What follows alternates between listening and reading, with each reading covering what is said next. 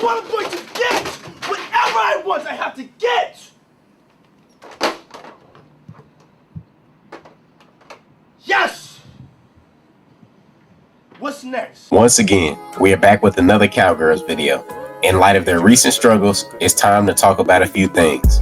The Dallas Cowboys have now started off this 2024 season 3-3, and it doesn't look like it's getting better after a nice ass whooping by the Detroit Lions, who came off of their bye week. But it seems like this team is almost trying not to win their division, as some people, and of course a lot of fans, believe the Cowboys can still succeed. In light of their recent struggles, the fact that they are without both of their star edge rushers, Micah Parsons and DeMarcus Lawrence, and the fact that their run game is absolutely nowhere to be found, their chances of improving are very slim. But it is still somewhat fairly early, so redemption is still in the air. But a lot of things need to be fixed before they can do so. Both of the franchise's offensive weapons are not at the top of their game. Dak Prescott has had his highlights and lowlights, and top wide receiver Ceedee Lamb has continued to show his frustration due to his lack of receptions. Don't worry though, we will get into that during the video. But before we go any further, make sure to hit that subscribe button, make sure to drop a like, and comment on why you think the Cowboys are struggling so bad. Now,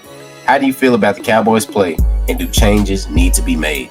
Once again, the Dallas Cowboys are who we thought they were. Their play hasn't surprised me. I mean, why should we be surprised? Do we not recall how their season ended last year in the playoffs at home, getting sent back home by the Green Bay Packers? Niggas really thought that they could bring back the same team with the same head coach and all the problems would dissipate. Whoever thought that is foolish and or deluded. These other NFL teams, to my knowledge, watch tape and they see how the Packers and other teams were able to defeat the Cowboys when they played against them last season. So the game plan has been and will be the same as long as the current pieces are still in place. So who is to blame? The owner, the president, the general manager, who is all the same person. Stop talking to me about Dak Prescott or Mike McCarthy. It's essentially beating the dead horse. It's time to hold Jerry Jones' ass accountable if you're looking for someone to blame for the Cowboys' struggles this season. Also, I'm really tired of people absolving certain personalities that, when everything is going well, receive all of this notoriety and attention, but they continue to escape criticism when things are going wrong. I want to call out Ceedee Lamb and Micah Parsons. I don't want to bring up their performances of the season so far. I'm not going to dwell on the fact that Ceedee Lamb is tied for 30th in the league in touchdowns, or in that 4-game span. I'm not going to talk about how Micah Parsons, the next Lawrence Taylor, has only 1 sack on the season. I'm not even getting into that. I'm not going to harbor on those things. I want to highlight and pinpoint my animosity towards these two individuals who people continue to tell me are the best players on this team. I want to focus on their leadership or their lack of. Ceedee Lamb, has already been paid. But if I'm Jerry Jones, I'm trading Micah Parsons because defensively this team is repulsive. The Cowboys defense is giving up 356 yards per game. Ladies and gentlemen, that's 9th worst in the league. Even worse than the Cincinnati Bengals. They are also giving up 28 points per game. That's 3rd worst behind the Carolina Panthers. Say that again? That's 3rd worst behind the Carolina Panthers and the Jacksonville Jaguars. You see the type of company this team is in? These are run-of-the-mill bottom feeders in the league. I know Micah Parsons has only played 4 games, but in those games, his impact, his value has been microscopic. I can't detect at all when he's on the field. The only time I notice him is when he's on the sidelines huffing and puffing, or he has his hands on his hips when there's a run play. We all know that if the Cowboys have a lead, then Micah Parsons can break the game open because of his explosiveness as a pass rusher. But he cannot stop the run to save his life. He's rather soft from a mental and physical standpoint. You got guys like TJ Watt, Aiden Hutchinson, Myles Garrett. They're just bigger, stronger individuals that can affect the game in multiple ways, regardless of if they're being double teamed or not. One thing I'm noticing is that in Micah Parsons and Ceedee Lamb, I see low energy guys who want to cry and moan and complain when other teams treat them as great players and double team them. As a great player and a leader of your football team, even if you're not dominating in your key function on the field, you have to be impactful in other ways. These two guys don't seem to understand that, and they have no leadership qualities or at this point capabilities. When the Cowboys get behind early in the game at home, I never see these two rallying the troops or taking accountability when they make mistakes. I see a lot of finger pointing and pouting and even yelling at your quarterback who is breaking his back each and every down to get you the football. I feel for Dak Prescott in a sense because yes, he has received his money, and no, he hasn't played great overall this year.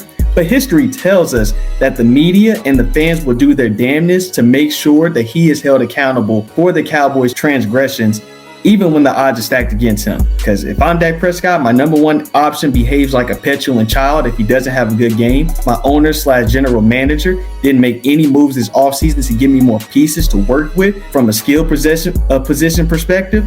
And if we don't have a lead, my defense will let me down every single damn game. My back is against the wall. This is not a test. It's the real deal. Help me. Help me. Nigga. So it's really a whack situation, but it's delightful entertainment for football fans because the trash-ass Cowboys will continue to lead the news cycles with their weak-ass play. So should changes be made? Yes. Write that down. Write that down. But I don't see a lot of change being implemented because Jerry Jones, with his ego and with his arrogance, him making changes would essentially be him saying that he's at fault for the construction of this roster. So he will not do it. He won't do it. And I feel like it was really kind of satisfying that they got their asses handed to them by the Detroit Lions, who should have won that game last year with that 2-point conversion. Should have won that game. They got hosed in that game. And so they took their anger out on the Dallas Cowboys on Jerry Jones's 82nd birthday. I thought it was really poetic in a sense. So the Cowboys are done. They're not a good football team. I just rambled on a few of those defensive statistics, and they're at the bottom of the NFL.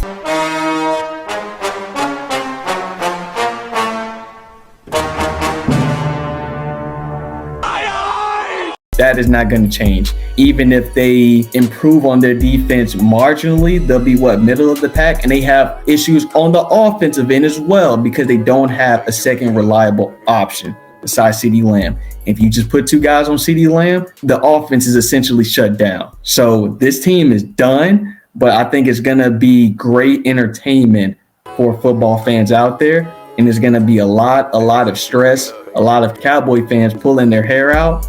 And quite frankly, folks, I'm here to see it and witness it. Yeah, the Dallas Cowboys, they're a poorly run franchise, and that's where it starts. When you have your owner constantly answering questions post-game, that's how you know it's a problem. The owner shouldn't be, dealing with the general manager stuff. This is a Jerry Jones problem. It's always been a Jerry Jones problem. That's why I've said that no matter how much talent that the Cowboys have from year in and year out, they're not going to be good. You can have as many 12-5, 12-4 win seasons and you still get bounced out because the coach doesn't have that much control over the team. So the defense doesn't listen to the coach for the most part. And the offense is not really a coherent offense. The offense turns into a passing game real quick because they can't run the football. And they only got one really threat. It'll be more interesting for the Dallas Cowboys to eventually, have another guy on the outside who can help CeeDee Lamb, because if you double CeeDee Lamb, like you said, that's their offense. Then you got Dak throwing at tight ends. You got Dak throwing at the Tolbert. And that's really what you want as a defense. You don't want CeeDee to break the game open. So we have Dak throwing to these guys. Eventually, Dak's going to make an error throughout the game. And with the way their defense is playing, of course, we knew coming into the season that they couldn't stop the run. But this is just awful, man. This is terrible. They got the ball ran down the throats. I'll give credit where credit is due. The Lions have a great offensive line, probably the best offensive line in the league. And they have a great running back core with Gibbs and Montgomery. So that's kind of understandable from that standpoint. But the Lions lost respect for these guys. The Lions were running plays to their tackles. They were running wheel plays for Amon-Ra to give the ball to their tackles. They were running back shoulder face to the tackles. They were having tackles line up on the outside as a wide receiver. That's how much respect they didn't have for these guys. And not only that, they went for it on 4th and 3 or 4th and 5 at the end of the game. These guys didn't have any respect for the Cowboys. Cowboys should be looking at this game with all shame. They played bad. There was only one good player that played well this game. That was Wilson. Wilson was the only guy who made plays. Nobody else offensively or defensively made any plays. They got 3 field goals. You got the highest paid quarterback, and you're scoring 9 points. Where's the explosion? So this team isn't going to be a good team. I think they're battling with the Philadelphia Eagles on who wants to lose this division, because apparently, the Commanders are a really good team. Commanders are most likely going to win this division. So the Cowboys are looking at it like, well, we'll be fine with being second or third. And that's not the right mentality, because if you look at it, every team possibly in the NFC North is going to make the playoffs. Like, most of those teams are good. The Vikings, the Bears, the Packers, the Lions, all those teams are good. The Bears may be the worst team in there, but they still have a 4-2 record. So all these teams are good. And one of all these teams in these divisions is going to make it to the postseason. So for them to coast it, hell, I don't even know if they're like the 8th or 9th best team in this conference. They're not better than the Falcons. I don't even know if they're better than the Saints, and they have better record than the Saints. So this is not a respectable franchise. It starts from up top. The jealousy has started from there since the Jimmy Johnson days. If you're seeing a constant pattern, like with every year, every new squad you get, firing all the coaches is not going to mean nothing. It's from another spot, and they have the talent. So it's really not the talent. And it's not the coaching staff, because they keep on losing every year. So who do we point the blame to? It's Jerry Jones, because he's a common denominator. So the Cowboys aren't to be taken seriously this year. They're not going to be a good team this year. They're going to struggle to be, in my opinion, a 500 team. And that's really bad for a team that's, coming off their third straight 12-win season. Cowboys were legitimately a top 3 seed in the NFC for like 3 years in a row. And they're going to be a mid team this year. It's over. And for Cowboys fans to be blaming on Dak Prescott, the whole team played bad. The defense gave up 47 points. And if the Lions were more serious, they could have put up 60 on these guys. If they were more serious, they could have put 60 on these guys. Like, you had Trayvon Diggs pressing up on J-Mo for no reason. J-Mo is a speedster. So if you're going to press up on him, you better have help over the top with a safety. Why are you pressing up on him with no safety help? Makes no sense. So this team is a dumpster of fire. I'm going to enjoy every home game, because they lose like the Phoenix Suns in the playoffs. Like, when they lose, they lose. Like, they get blown off at home. So at home is more embarrassing than like away on the road. It's just not a good situation, and they're not going to be making the playoffs this year. That's for damn sure. Before I get into the players on the Dallas Cowboys roster, I want to talk about that owner, Jerry Jones. Now, it's safe to say we all know this. We should all know this by now. He sold his soul for those 3 championships, because this is getting out of hand. This dude, as old as he is, he wants all the spotlight. He loves all the spotlight, and he will not shy away from it. He just does all this talking, and like, his decision making as far as this offseason was so terrible. He didn't even add any pieces. He got rid of pieces. He just made the team lose assets, and I don't know what he was expecting. And I just feel bad for Dak Prescott, man. Like, the fact that he's playing so calm, cool, and collect with this team and dealing with all these different sides. He's got an owner who really don't like him like that. It took him far too long to give him his money. You got a wide receiver who complains too much, even though he's a first option, and he obviously doesn't realize that enough. You got a defense who can't help him out. He's got Ezekiel Elliott as a running back, and he's washed. It's a bunch of bad factors for this Cowboys team. And when I'm looking at this schedule, it's not getting any better. They got to play the Eagles twice. They'll probably lose 1 game between that. They got to play the Commanders, the Texans, the 49ers. They got to play the Giants. I don't even know if they're going to beat the Giants. I'm not even going to lie. They got to play the Bucks. So, it's going to be tough. And the way it's looking right now, it's looking like the Cowboys are probably going to be third in that division. And this is sad to say when, like Caleb said, they're coming off 3 straight 12-win seasons. I don't necessarily think that, Mike McCarthy, the players are the big problem. The biggest problem is that got us up there. He's the one that's orchestrating this entire thing, and he's not orchestrating it well. When it comes to actually winning games, he can't do it. He just loves the media, but he doesn't love to win no more. I don't know. I guess he's just chilling off of those 3 championships. That's what it looked like to me. Caleb made a fantastic point about the culture. And I think that Jalen said in our last Cowboy video, make sure you guys go check that out, that Jerry Jones, that owner, just a big ass baby, because he really runs the organization like an emotional fan. Jerry Jones is a fan. He runs the Cowboys like a fan. And when we talk about that culture, even if you don't have a talented team, these are grown men. These are football players. Part of being a football player is having a tough mindset. As CJ said, when you guys get beat, they get beat badly. and they have no fight at all. It's essentially like if they don't get off to a lead, they're the biggest front runners probably in sports. If they can't get off to a lead, they will quit. They will lose, and they will lose badly. It's been documented. That's a cultural thing, because as CJ said, the coach is not able to lay down a foundation for this team. The coach cannot establish a culture for this team. The culture is based on the owner. The owner has set the tone. So the players are falling in route with that tonality. We see that Jerry Jones is establishing relationships with all these players, and you can tell they all have an entitled mindset. The only player that doesn't have that type of mindset is Dak Prescott, and he's the one that's catching all of the blame in the media. The coach and the quarterback cannot stop the bleeding for this team, but the coach and the quarterback are going to be the scapegoats for this team.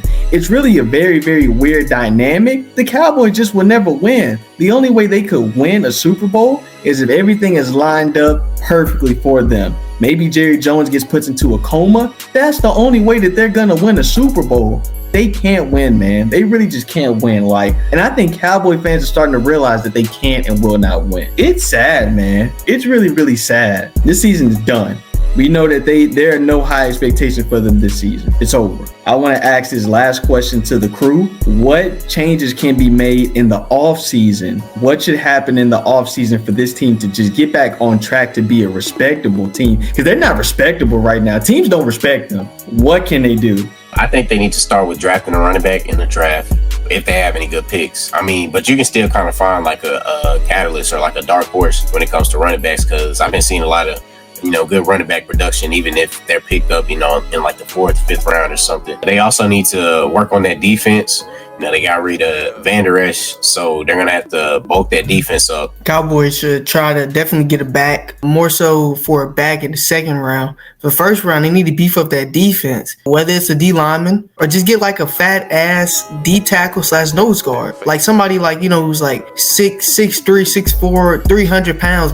Get somebody like that who can, stay in the trenches. See, a lot of NFL fans, they don't realize most of these games are won in the trenches. When the running backs is getting 6-7 yards a pop, that's because the O-line is shuffling out the D-line, and the O-line are making it to the 2nd level towards the linebackers. If you're lighting the ass with your D-line, then your run defense is not going to be good, and we've seen that. Their run defense is not good. So I would look forward to, in the 1st round, drafting somebody in the D-line, and then in the 2nd round, get a running back, and then try to get a linebacker or another tackle, because the offensive line is getting low. So that's why I would look forward. They can make a trade, but the trade's not going to change much. It's really going to start from a drafting point for the Dallas Cowboys. Brandon Cooks is not going to cut it as a number 2 because he's old. Many people don't realize this. Brandon Cooks is 32 years old. His prime years were with the New Orleans Saints. The brother's old. He's not a reliable number 2. So I think they do need to get a wide receiver 2. They can see if they can get one in the draft, but I think they should probably just trade up because there are some available options. But no fixing this year is going to help the Cowboys make the playoffs, in my opinion. This is just a wash season for them. Hopefully they make it back better next year. I'm gonna have to say this, bro. Jerry Jones, something that I don't want to wish is going to happen for him to leave, like he croaks or something bad happens to him, or he just finally lets go of his ego and sells this team. Hopefully he does. Cowboys fans were yelling in that stadium for Jerry to sell the team. On his birthday, not only did you take a 40-point ass whooping at home, fans were yelling at you on your birthday to sell the team.